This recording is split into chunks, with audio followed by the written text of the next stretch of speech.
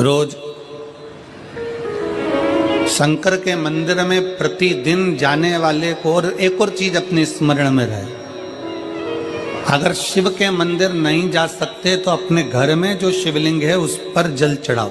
और यदि आप अपने शंकर के घर में शिवलिंग पर भी जल नहीं चढ़ा पा रहे हो तो किसी बेलपत्री का वृक्ष हो, उस वृक्ष के नीचे भी जल चढ़ाओ। और कभी मौका मिल जाए, कभी भगवान शंकर की बड़ी करुणा हो जाए, भगवान शंकर की बड़ी उदारता हो जाए, भगवान शंकर की बड़ी कृपा हो जाए, बड़ी कृपा हो जाए, भगवान शंकर जिस दिन तुम्हारे ऊपर बड़ी कृपा कर दे, किसी सोमवार को 3 नियम बना लो। जिस दिन मेरा भोले बाबा तुम पर कृपा कर दे उस दिन सोमवार का एक नियम बना कि महीने का एक सोमवार मुझे ऐसा करना है, 3 नियम धारण करना है महीने के सोमवार को। पहला, सुबेरे जाकर शंकर भगवान को 1 लोटा जल चढ़ाना है। दूसरा, दोपहर के समय पर जाकर मुझे बेलपत्री के वृक्ष के नीचे एक चावल का दाना रखकर बेलपत्री की 7, 11, 21, 108, 51 जितनी परिक्रमा आप लगा सकते हो वो लगाना है।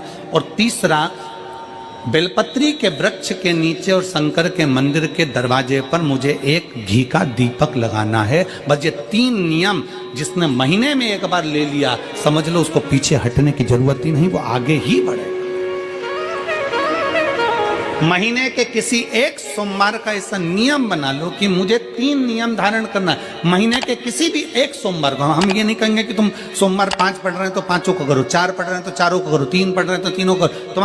तुम तो महीने का एक सोमवार का नियम बना। और मेरी जीजियों से, मेरी बेटियों से जो विदेश में रह रही हैं, जो कहीं बाहर रह रही हैं, कहीं बड़े शहर में रह रही हैं, जो रोज मंदिर नहीं जा सकते, हर किसी महीने के एक सोमवार को भी ये नियम निर्धारण थे, तो उनसे कहेंगे कि 3 महीने में एक सोमवार का नियम बना लो। 3 महीने में नहीं बना सकते तो 6 महीने में एक सोमवार का नियम बना लो। और 6 महीने में नहीं बना सकते तो 1 साल में एक सोमवार का ऐसा नियम बना लो कि मैं साल का एक सोमवार ऐसा रहूंगी कि सुबह सोमवार के दिन मंदिर में जाकर जल चढ़ाऊंगी, दोपहर में जाकर बाबा को एक अक्षत का दाना रखकर, अक्षत का मतलब है कि बाबा मेरी दिनों दिन उन्नति करना। बेलपत्री के वृक्ष के नीचे जो अक्षत रखा जाता है वो उन्नति के लिए रखा जाता है। शंकर के शिवलिंग पर जो अक्षत रखा जाता है वो रोग मुक्ति के लिए रखा जाता है। अशोक सुंदरी पर जो अक्षत रखा जाता है वो संतान प्राप्ति के लिए रखा जाता है। षडानंद कार्तिकेय की ओर जो अक्षत रखा जाता है वो हमारे बच्चों की सुख समृद्धि के लिए रखा जाता है। विनायक की ओर, गणेश जी की ओर जो अक्षत रखा जाता है वो हमारे घर में कोई मंगल कार्य आ जाए उसके लिए रखा जाता है। और जो पीठिका होती है जिसपे शिवलिंग रखा होता है, पार्वती जी का हस्तकमल, उस पर अक्षत रखा जाता है तो नारी के अखंड सौभाग्य के लिए रखा जाता है। अक्षत रखने का भी तरीका है। एक चावल का दाना कहाँ रखा जाता है, क्यों रखा जाता है, कैसे रखा। अब कई लोग कहते हैं गुरुजी ये शिव महापुराण में आप ये नियम बताते हो, तरीका बताते हो। हम तो उनसे कहेंगे डॉक्टर के पास जाओगे तो डॉक्टर भी गोली लिखकर ये नहीं कह देगा कि ये सारी गोली एक साथ खा जा। डॉक्टर भी कहेगा ये गोली सुबह खाना है, ये गोली शाम को खाना है, ये गोली दोपहर में खाना, ये गोली भूखे रहकर खाना। बोला सही है कि गलत है? ये रात्रि को खाना खाने के बाद खा लेना, ये खाना खाने के पहले, ये नाश्ते के पहले। और सुनो, ये दवाई, ये वाली पीछे वाली जो दवाई लो ना इसको दूध से लेना, ये वाली जो दवाई लो ना इसको पानी से लेना। और सुनो, ये डब्बी है इसको पानी में मिलाकर फिर पीना। दवाई लेने का भी तरीका है, उसी तरह शिव महापुराण में एक एक अक्षत का भी तरीका है और एक एक बेलपत्री का भी तरीका है। अब मान लो कई लोग कहते हैं गुरुजी आप ये तरीका बताते हो शिव पुराण के माध्यम से, कई लोगों के मन में संशय जागता है, तो अगर हम एक साथ चावल चढ़ा दे तो उसका क्या तरीका है? तो हमारा निवेदन है डॉक्टर जो दवाई ले एक ही बार में निपटा जाए, एक ही बार में खा ले। दवाई एक बार में पूरी खा गए असर नहीं करेगी, इसमें डॉक्टर का कोई दोष नहीं है। उसने तो बताया था ऐसे लेना, ऐसे लेना। और तुमने मैं डॉक्टर साहब ने पूछा दवाई पूरी ली, शाम की दवाई भूल गई थी, सवेरे की दवाई भूल गई थी, ये दवाई भूल गई थी। डॉक्टर कहेगा हमने तो नियम बताया था, तब तुमने नहीं खाई तो असर कहाँ से करेगी? तुम असर कब करती है? जब हम पूजन के तरीके को जान जाएं, जब हम अर्चना के तरीके को जाएं।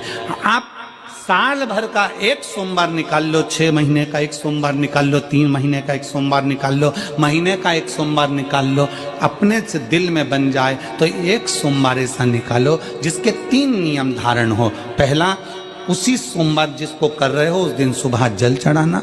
दूसरे, दोपहर के समय पर जाकर बेलपत्री के वृक्ष के नीचे एक चावल का दाना रखना और परिक्रमा बेलपत्र की जितनी तुमसे बन जाए, जितनी तुम्हारे शरीर की कैपेसिटी हो, जितना तुम्हारा शरीर चलते बन जाए।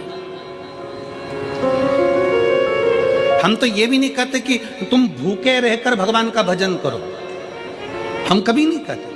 हम तो यहां तक कहते हैं, हमारे पुष्टि मार्ग में यहां तक कहा गया कि वल्लभ कुल की एकादशी करो, भले बकरी जैसे चरो पर एकादशी करो।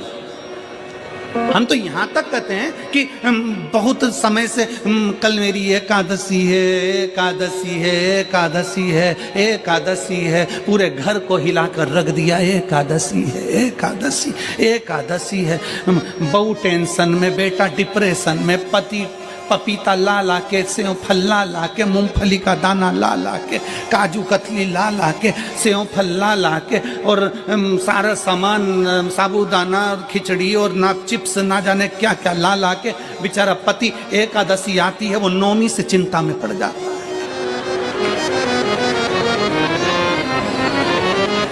हम तो ये भी नहीं कहते कि तुम व्रत बहुत भारी करो, तुम व्रत उपास भी बहुत टेंशन वाला करो, ना ना ना।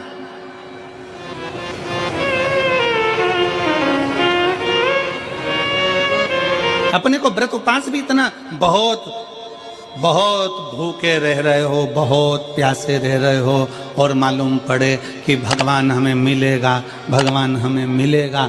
भगवान कहता है कि देख भाई, मैं भी भूखा नहीं रहता, तू भी भूखा मत रहे, मैं भी चकाचक रहता हूँ, तू भी चकाचक रहे, मैं भी अपने। और भगवान शंकर तो ये भी कहते हैं कि अपना परिवार भी मत छोड़ो। मेरे पास में पार्वती भी, एक ही देवता है जो विद फैमिली मंदिर में बैठता है।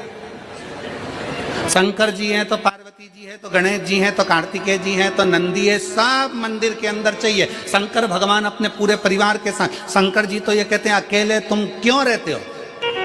शिव जी की एक बात अपने ध्यान में रखना, कितनी सुंदर बात है शंकर भगवान की, बहुत ध्यान में रखिएगा।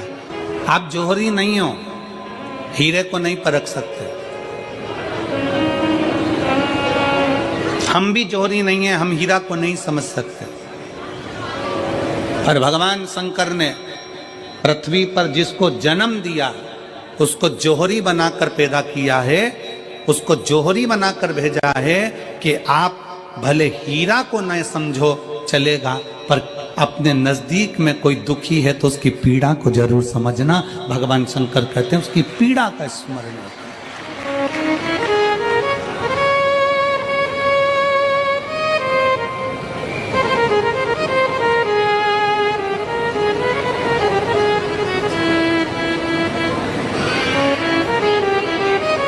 हीरा को समझो ना समझो, पर पीड़ा को जरूर समझिए।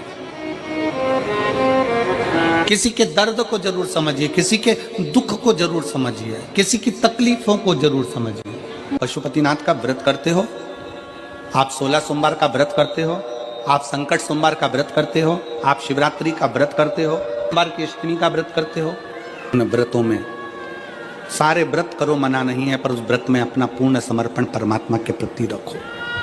केवल खाना छोड़ा है, अन्न छोड़ा है, भोजन छोड़ा है, और दिन में सुबह से लेकर शाम तक 2-3 बार तुमने कुछ ना कुछ पाया है, वो व्रत हो सकता है आपकी दृष्टि में, पर हमारी दृष्टि में व्रत कौन सा है।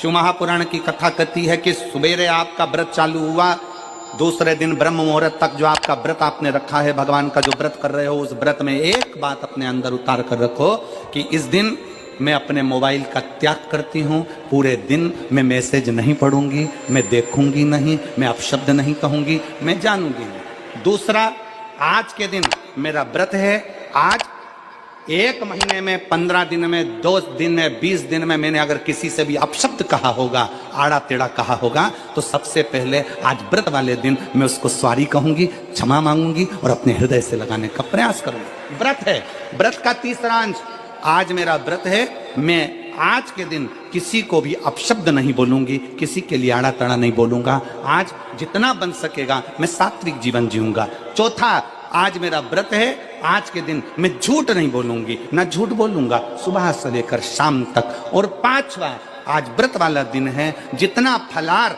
मैं करूंगी उसका पैसा जोड़ूंगी कि 15 रुपए का मैंने साबुदाना खाया, 10 रुपए का बटाटा खाया, ये खाया वो खाया, सारा हिसाब लगाकर 55, 60, 70 रुपए जितने होते हैं उसमें से एक अंश निकालकर मैं उसका एक भाग किसी गौशाला में जाकर गाय को चारा जरूर दूंगी।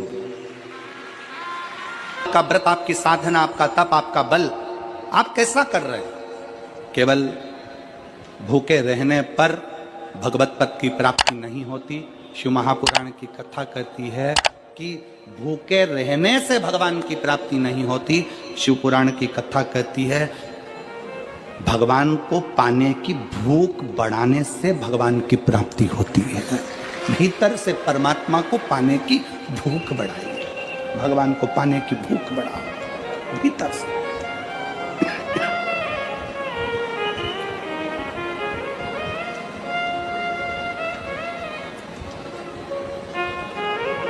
व्रत करो मना नहीं, तप करो मना नहीं, साधना करो मना नहीं, पर उस तप साधना में, व्रत में परमात्मा को पाने की ललकता हो आपके भीतर, भगवान को पाने की ललकता हो आपके भीतर, भगवत पद को पाने की ललकता हो आपके भीतर, तो भगवान। महापुराण की कथा एक बड़ी सुंदर बात कहती है, व्रत आप करते हो, उपास आप करते हो, नियम आप लेते हो, पूरा किसको करना पड़ता है? तुम्हें नहीं। व्रत आप करते हो, उपास आप करते हो, नियम आप लेते हो और पूरा देवाधिदेव करते हैं, भगवान शंकर करते हैं। बस इतना जरूर याद रखें कि जैसे कुछ प्राप्त हो भी गया तो शिव को धन्यवाद देकर शंकर के दरवाजे पर जाते रहना, यह हमारा कर्तव्य है।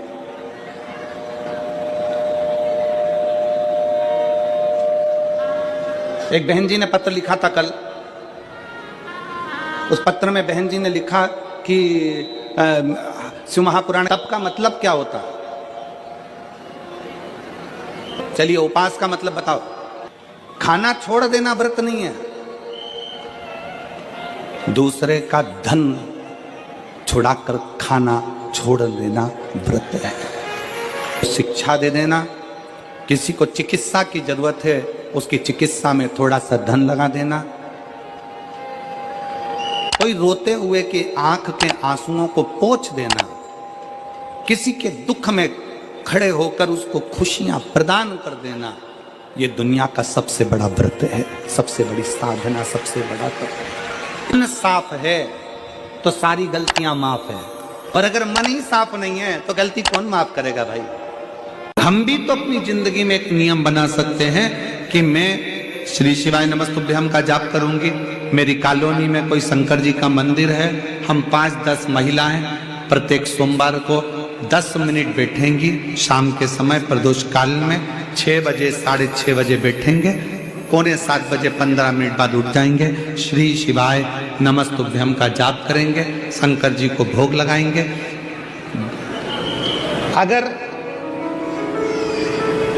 एक हफ्ते में 5 सोमवार पड़ते हैं तो 5 महिलाएं अपना नियम बना ले कि आज का प्रसाद थोड़ा सा, कुछ भी शक्कर, खड़ी शक्कर, कुछ भी मैं लेके आऊंगी, माँ भोग लगाएंगे, अपन 5 मिलकर श्री शिवाय नमस्तुभ्यम जपेंगे, प्रसाद बांट देंगे, अपने घर चले जाएंगे। ज्यादा ढोंग प्रपंच नहीं, दिखावा नहीं, कोई एक नियम। हमारे नजदीक में शंकर जी का मंदिर है, हफ्ते में एक बार नियम बनाएंगे, उस मंदिर में सफाई करेंगे। हफ्ते में एक बार नियम बनाएंगे, अपने नजदीक के शंकर के मंदिर को साफ करेंगे, क्लीन करेंगे। एक नियम अपने अंदर बनाओ शिव के प्रति।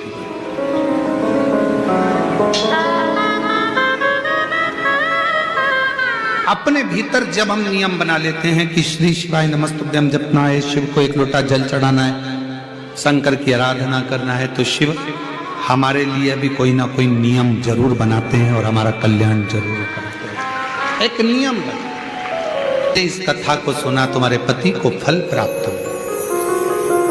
कलिकाल में संसार में जो शिव महापुराण की कथा को सुनता है, श्रवण करता है, करवाता है, बाँचता है, सुनता है, वो जितने जीव इस कथा को श्रवण करने आते हैं, केवल उनका ही नहीं, उनकी 71 पीढ़ी का कल्याण शिव पुराण की कथा कर।